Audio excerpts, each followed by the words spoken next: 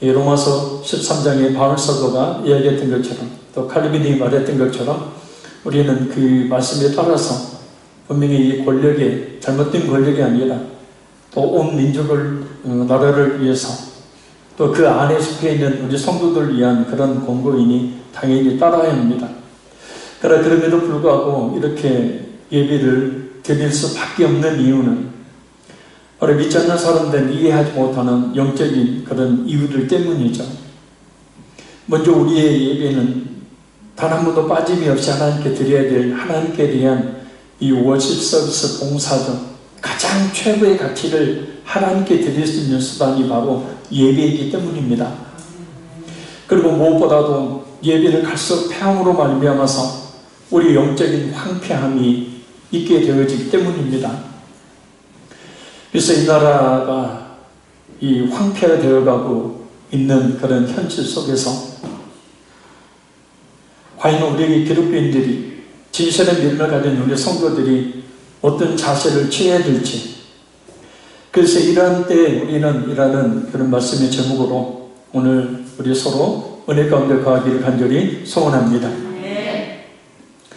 먼저 11절 말씀을 같이 한번 다시 읽겠습니다. 솔로몬이 여호와의 전과 왕궁 건축을 마치고 솔로몬의 심중에 여호와의 전과 자기의 궁궐에 그가 이루고자 한 것을 다 형통하게 이루니라. 아멘. 솔로몬은 하나님께 성전을 완공하고 난 뒤에 성전 낙성식을 거행을 하게 되어집니다. 근데 가만히 보면 성전과 왕궁, 다윗이 거하는 왕궁이 같이 건축되었다고 표현되어 있습니다. 그래서 왕궁까지 짓는 걸 가지고 하나님께 이 영광을 돌리냐 그렇게 생각할 수도 있는데, 사실 이 성경에 나와있는 순서는 매우 중요하죠. 먼저이라는 뜻이기 때문이에요. 그래서 여호와의 전 성전이 먼저 건축됩니다. 총 13년에 걸쳐서 성전과 궁궐이 건축되는데 이 성전 건축에만 7년이 걸립니다. 그리고 그 성전 건축을 위해서 온갖 금은보화를 쏟아붓게 되어지고, 그 성전 건축을 위해서 자신의 궁궐을 건축하는 것보다도 더 수많은 인력들을 동원하게 되어집니다. 그래서 하나님께 그가 이루고자 하는 것을 다 형통하게 이루니라. 하나님께서 흡족하게 여기실 만한 그런 성전을 건축해서 하나님께 드리고 성전 낙성식을 거행합니다. 그때 하나님께서는 7장 1절에 말씀한 것처럼 불로 응답하십니다. 그리고 솔로몬의 그 기도에 대해서 하나님께서는 오늘 본문의 말씀을 통해서 언약을 하셔요. 특별히 12절에서 18절까지 말씀은 축복에 대한 약속이고, 그리고 19절에서 22절까지는 저주에 대한 경고입니다. 요약하면 하나님의 말씀에 순종할 때는 하나님의 축복이 약속되지만, 하나님의 말씀에 불순종할 때는 저주, 우리가 생각하는 그 극심한 저주가 아니라 하는 일들이 잘 안 되는 일들이 발생하게 된다는 거죠. 밤에 여호와께서 2절에 솔로몬에게 나타나십니다. 그리고 그에게 이렇게 말씀하십니다. 내가 이미 내 기도를 듣고 이곳을 택하여 내게 제사는 성전을 삼았으니, 온 마음과 정성과 뜻을 다해서 지은 성전, 그리고 진심을 다하여 하나님께 드리는 기도를 하나님께서 받으시고, 그 장소로서의 성전이 하나님의 임재의 장소로 공식적으로 하나님께서 선포하시는 그런 말씀이 되죠. 그래서 하나님께서 이곳을 택하여 하나님께서 그곳에 임재하시겠다라는 겁니다. 솔로몬이 성전 건축을 먼저 했죠. 그래서 항상 우리는 우리의 신앙이 먼저 우선되어야 합니다. 우리의 신앙이 먼저라는 거예요.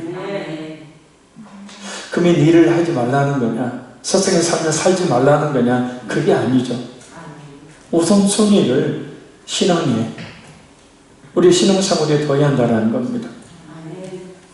그래서 예수 믿는 성도들은 어떤 신학자가 얘기했듯이 게으르면 예수님을 진실하게 믿지 못합니다. 왜요?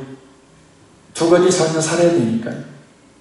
믿지 않는 세상 사람들은 세상 속에 살면 되지만, 믿는 우리 성도들은 영적인 그런 신앙생활이라는 삶을 또 살아야 되기 때문에 도통 부지런하지 않고는요, 게을러서는 진짜 신앙생활을 못합니다. 하나님이 원하시는 신앙생활 말이에요.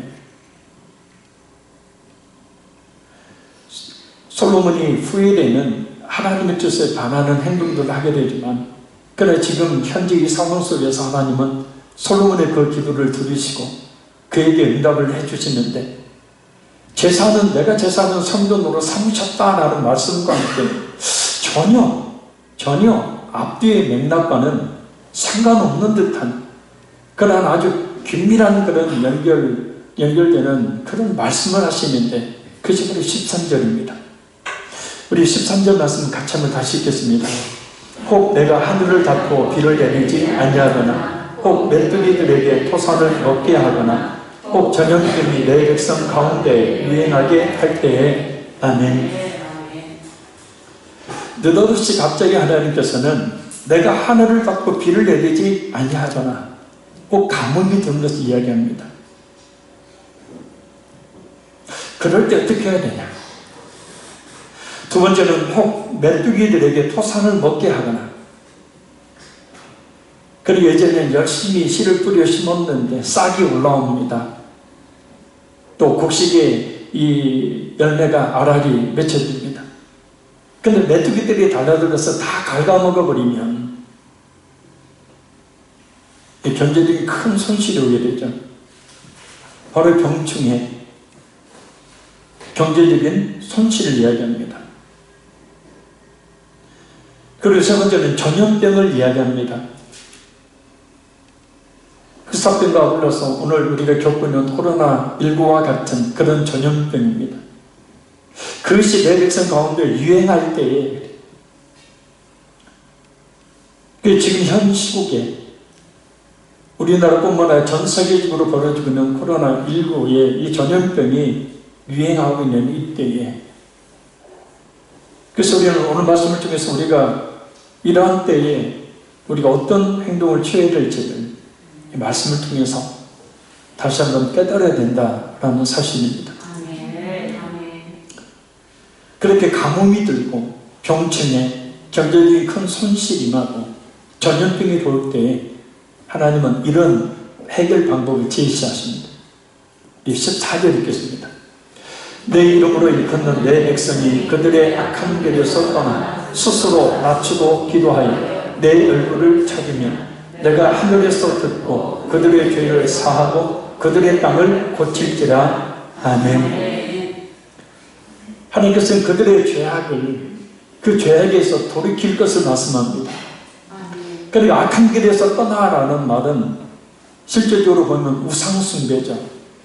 바알과 아스타롯 같은 물질을 숭배하는, 번영과 성공을 추구하는, 그래서 하나님은 잊어버리고 하나님은 뒷전인 삶, 그것을 하나님께서 가장 큰 죄악으로 여기시죠.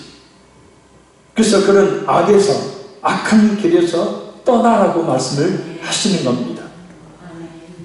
우리는 알게 모르게 여러 우상을 섬기며 살죠. 하나님보다 더 귀하게 여기는 것, 하나님보다 더 사랑하는 것, 하나님보다 더 우선적으로 생각하는 것, 그것이 바로 우리에게 있어서 우상입니다. 그것이 물질이 될 수 있고, 그것이 성공이 될 수 있고, 그것이 번영이 될 수 있고, 그것이 자녀가 될 수 있고, 그것이 가족이 될 수 있고, 무엇보다 우리 자신이 될 수 있습니다. 그래서 악한 그런 길에서, 우상숭배의 그 길에서 우리가 떠나야 된다.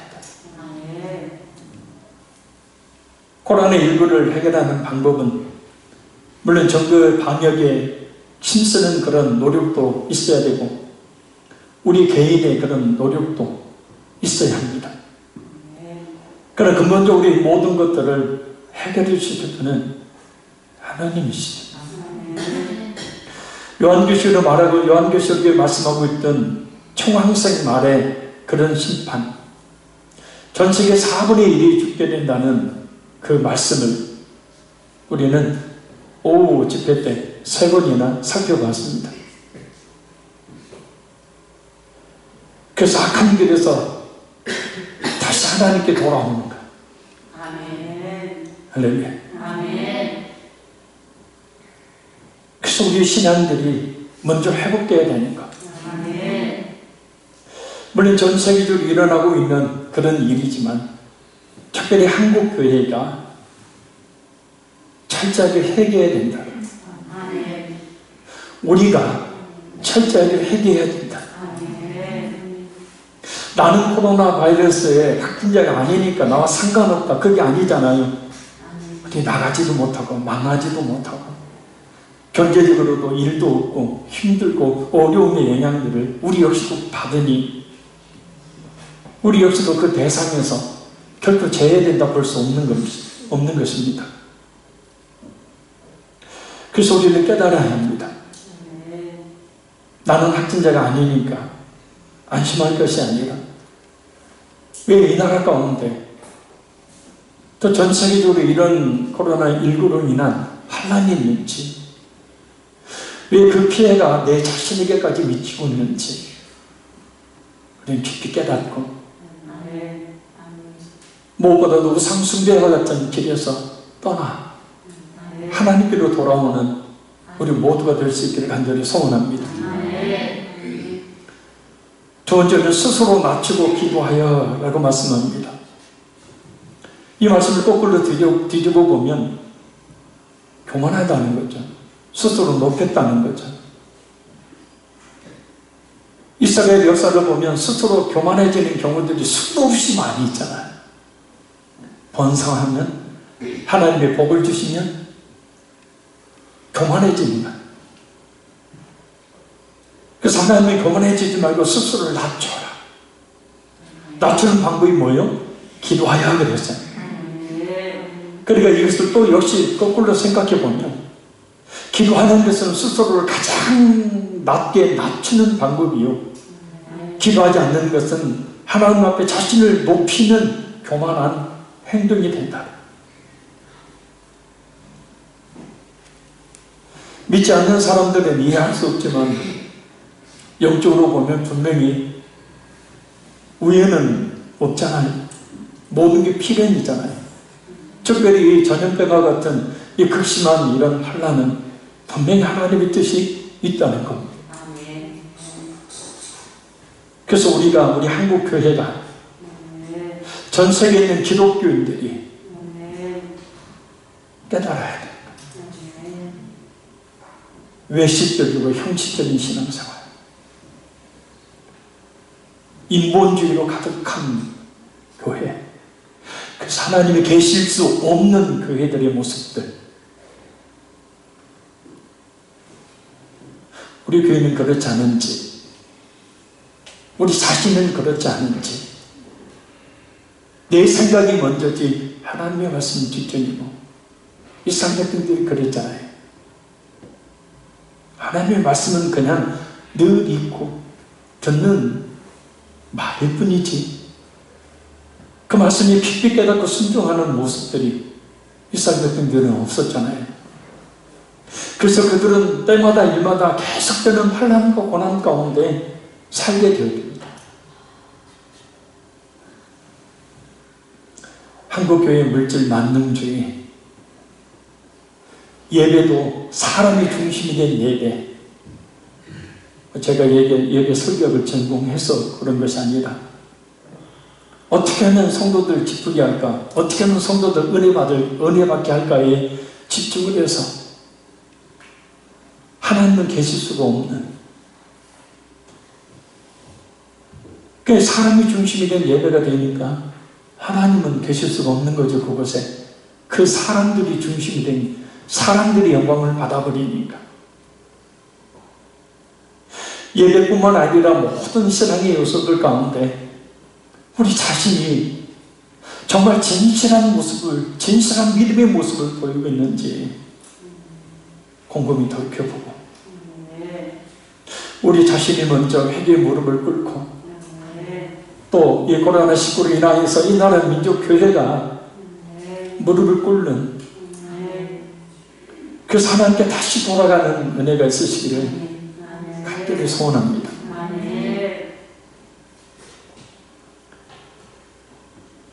기도하여 내 얼굴을 찾으면, 얼굴은 하나님의 은혜를 상징하죠.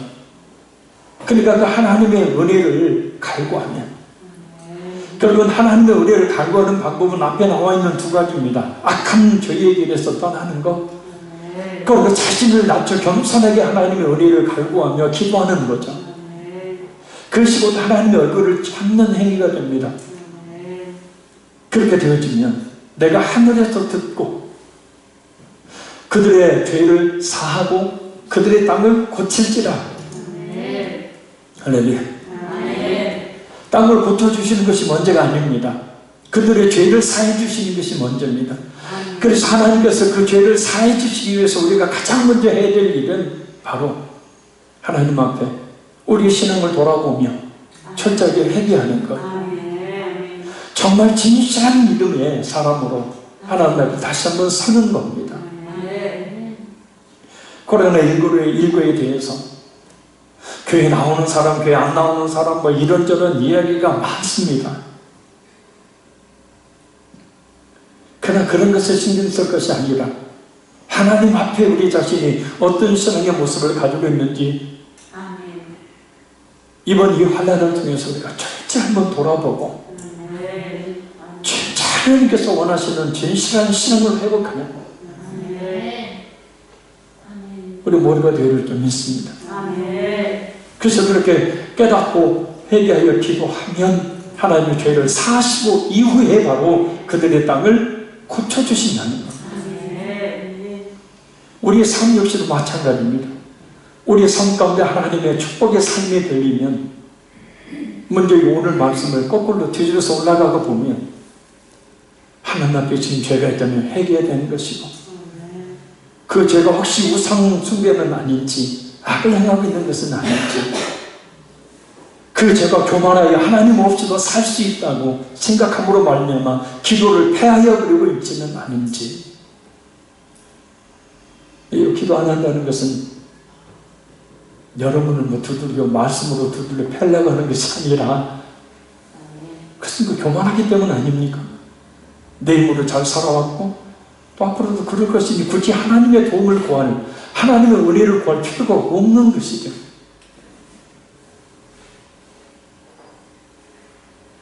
코로나19로 인한 이 두려움, 그 두려움 속에서 우리는 무엇보다도 우리 자신의 믿음이 어떠함을 스스로 점검해 볼 수 있는 그런 좋은 계기로 삼아야 될 줄 믿습니다. 이럴 때일수록 환난을 당하는 사람들은 더욱더 하나님께 기도할 것이요, 그렇지 않는 사람들은 나가 떨어져 버리기 때문이죠.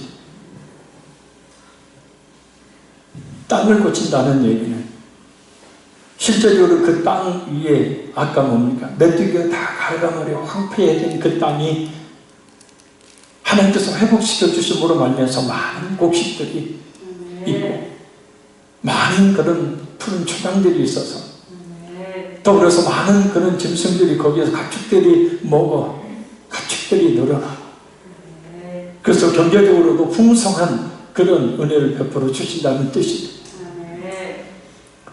사람 역시 마찬가지입니다. 그렇게 철저히 회개하고 돌이키게 되어주면 하나님께서 그 하나님의 백성의 그 신앙을 회복시켜 주시고 그 믿음을 더욱더 뜨겁게 해주신다는 뜻입니다. 오래 앉아있으면 혹시 모르니까 설교를 여기서 결론을 맺습니다. 모든 일에는 원인이 있습니다. 우연은 없습니다. 코로나19과 같은 이 대환란, 이 속에서 우리는 두려움만 느낄 것이 아니라 전전긍긍하고 걱정, 염려만 할 것이 아니라 이 일을 통하여 하나님께서 내게 원하시는 것이 무엇인지를 깨닫고 무엇보다 우리 자신이 악한 길에 돌아섰다면 거기서 돌이켜 하나님께로 돌아와야 되고 하나님 없이도 살 수 있다는 교만으로 스스로 높아져 기도를 쉬는 죄악이 있다면 다시 겸손하게 기도의 문을 걸라. 그래서 오직 하나님의 은혜가 아니고는 살 수 없다는 하나님의 그 얼굴을 간절히 찾는 우리 모두가 될 수 있기를 간절히 소원합니다. 그렇게 회개하면 하나님은 우리의 죄를 사하시고 우리의 모든 그런 경제적인 상황들을 회복시켜 주실 줄로 믿습니다. 우리 부흥 찬양을 드리신 후에 간절히 기도합니다. 하나님 앞에 우리 자신의 신앙을 돌아보고 또한 하나님 앞에 우리 한국 교회의 신앙을 하나님께 고요하며 우리가 대신 회개하고 이날 민족 가운데 하나님 이 땅을 다시 살게 하시는 은혜를 베풀어 주시라고 우리 간절히 기도합니다.